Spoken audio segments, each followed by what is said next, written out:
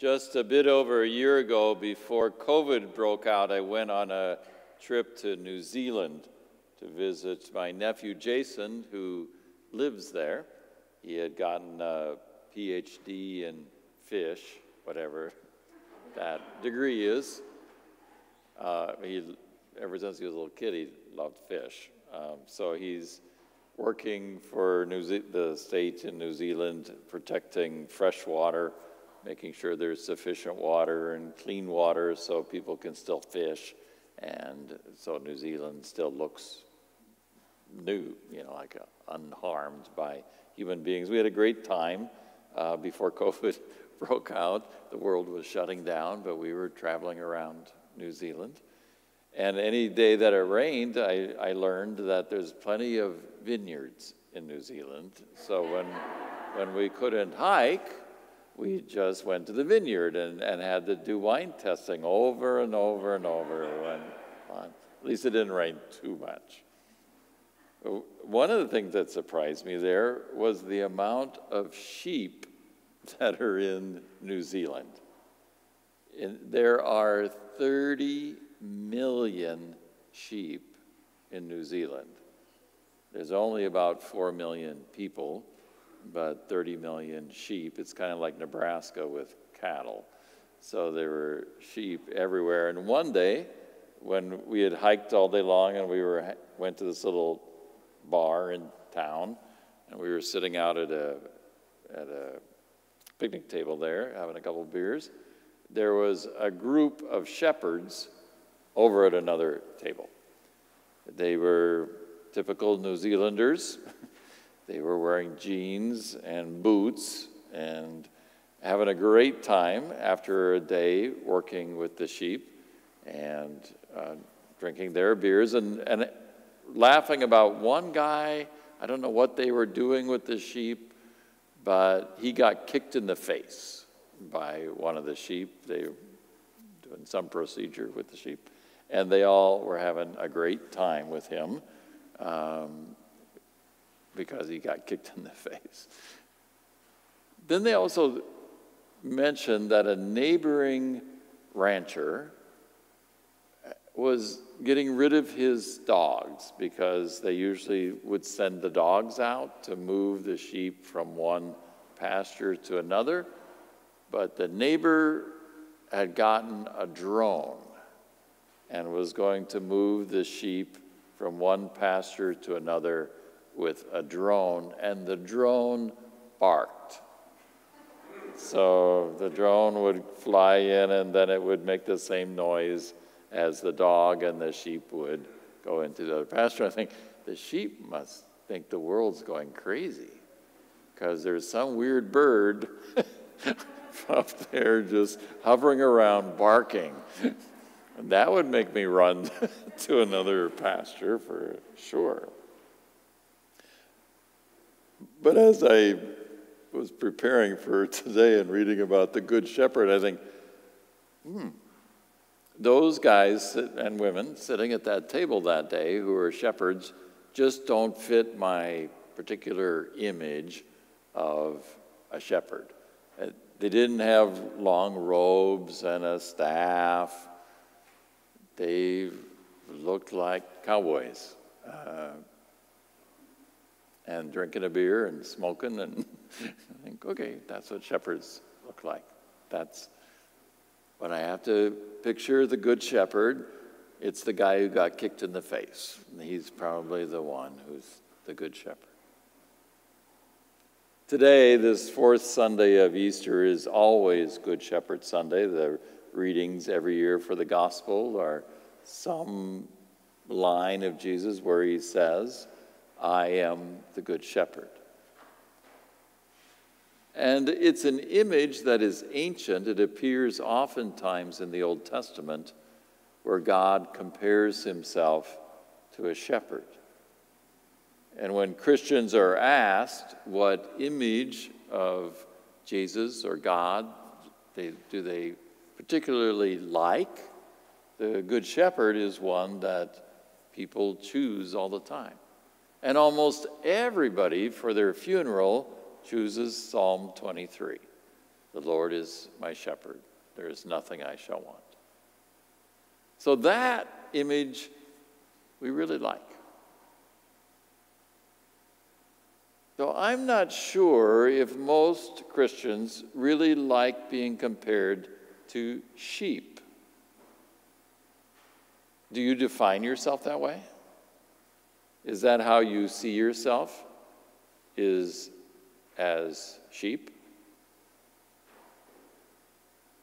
What if we chose that image for our country's, model instead of a bald eagle, and we put a sheep out there? Let's rally behind that. We're going to go to war, and what do we put out there? A little lamb. There you go. We're coming. You better be scared of us. Here we come. We got our little lamb. It's almost as bad as the Benson bunnies. They don't scare anybody, those Benson bunnies. Lambs. Sheep. Not the brightest of creatures. Can't teach them to do tricks. They get scared by drones that bark like dogs and run to the next pasture. Sheep.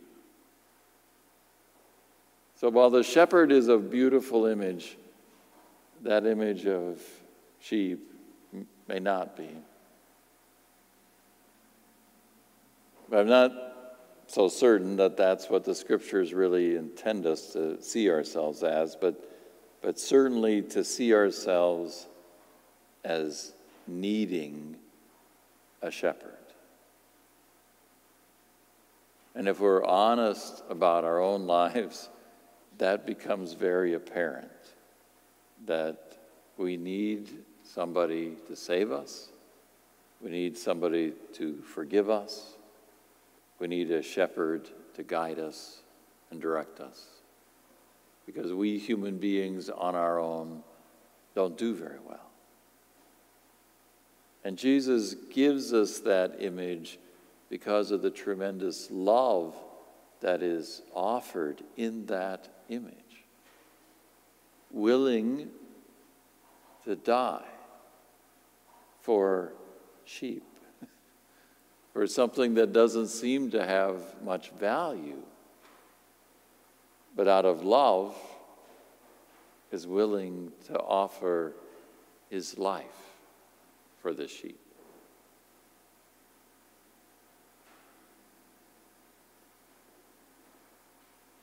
I noticed in a few of your Facebook postings this week that some of you shared an incident that happened 3 years ago in Rome. It was Pope Francis visiting a little church somewhere in Rome, and right next to the church was a big public housing project, and they had kids from the public housing project asking the Pope some questions. So the little video that was on your Facebook, this little boy, Emanuele, he's maybe 6, comes up to ask the Pope a question. And he goes to the microphone and he starts to cry because he's scared. He's got to ask the Pope a question. And he just sobs there at the microphone.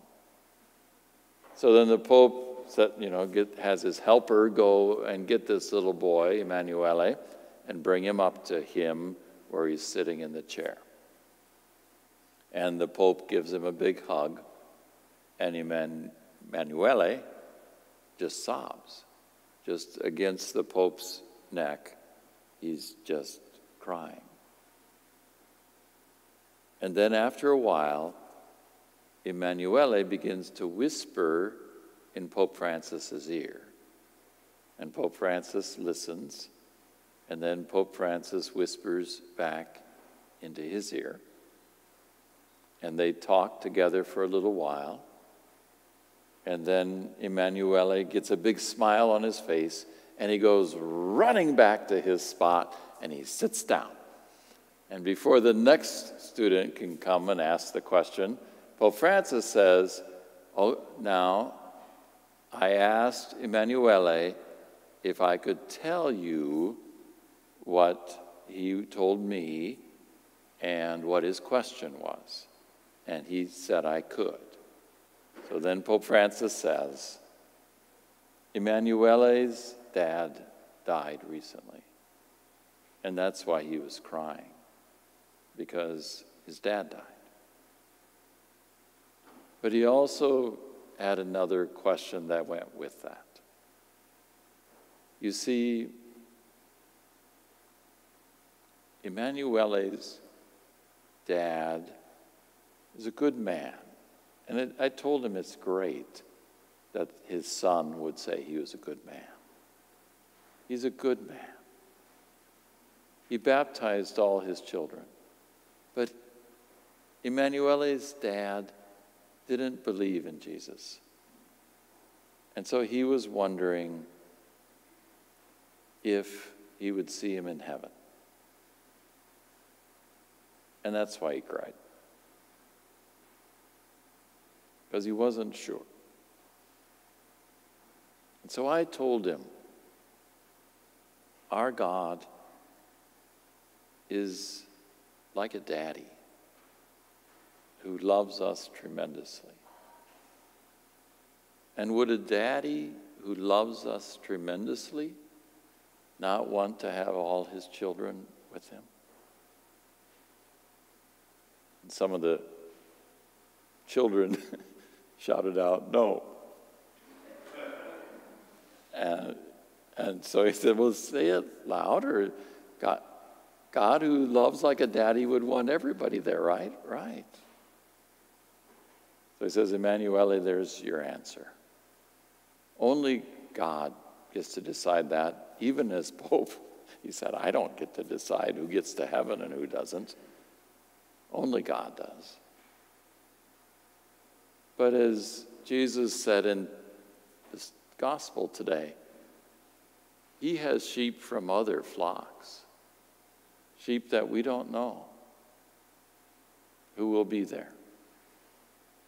And when we get there, we'll be one flock. Because this God is willing to give his life for something that the world might see as worthless. Us. God loves us.